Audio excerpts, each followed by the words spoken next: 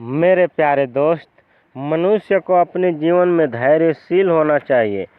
एक कहानी के माध्यम से, एक प्रेरक प्रसंग के माध्यम से समझिए कि किस प्रकार मनुष्य को धैर्यशील होना बहुत ज़रूरी है।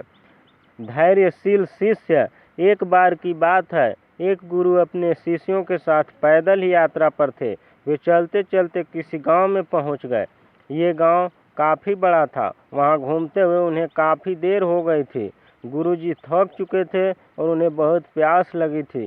तो उन्होंने अपने एक शिष्य से कहा कि हम इसी गांव में कुछ देर रुकते हैं, तुम मेरे लिए पानी ले आओ। जब शिष्य गांव के अंदर थोड़ा घूमा तो उसने देखा कि वहाँ एक नदी थी जिसमें कई लोग कपड़े धो रहे थे, तो कई लोग नहा रहे थे और इसी वजह से नदी का पानी बहुत ही गंदा सा दिख रहा था। शिष्य को लगा कि ऐसा गंदा पानी गुरुजी के स्वास्थ्य को खराब कर सकता है, उन्हें ये पानी नहीं पिलाया जा सकता। इसलिए शिष्य बिना पानी लिए ही वापस लौट आया और नदी के गंदे पानी की सारी बात गुरुजी को बता दी। इसके बाद गुरुजी ने किसी दूसरे शिष्य को पानी लाने के लिए भेजा। कुछ देर बाद वह शिष्य पानी साथ लेकर लौटा। गुरुजी ने इस दूसरे शिष्य से पूछा कि नदी का पानी तो गंदा था, फिर तुम्हें पानी कैसे लाए?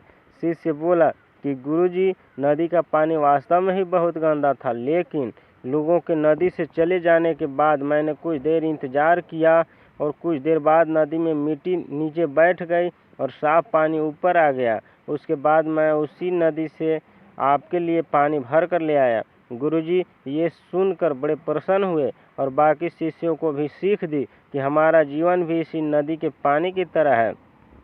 जीवन में कई बार दुख और समस्याएं आती है तो जीवन रूपी पानी गंदा लगने लगता है, लेकिन थोड़े इंतजार और सब्र के साथ बाद ये दुख और समस्याएं नीचे दब जाती है और अच्छा समय ऊपर आ जाता है। कुछ लोग पहले वाले शिष्य की तरह दुख और समस्याओं को देखकर घबरा जाते हैं और मुसीबत देखकर वापस लौट आते हैं।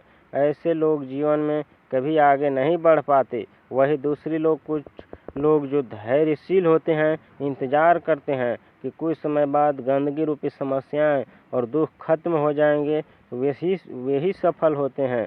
सदैव प्रसन्न रहिए, हमें पर्याप्त है, हमें प्राप्त है, हमें पर्याप्त है, ऐसा मन में विश्वास बनाए और लगातार अपने कर्तव्य पथ पर आगे बढ़ते हुए और अपने कर्तव्य पथ को पूर्ण करते हुए लगातार अपने कर्तव्य पथ पर आगे बढ़ते रहिए।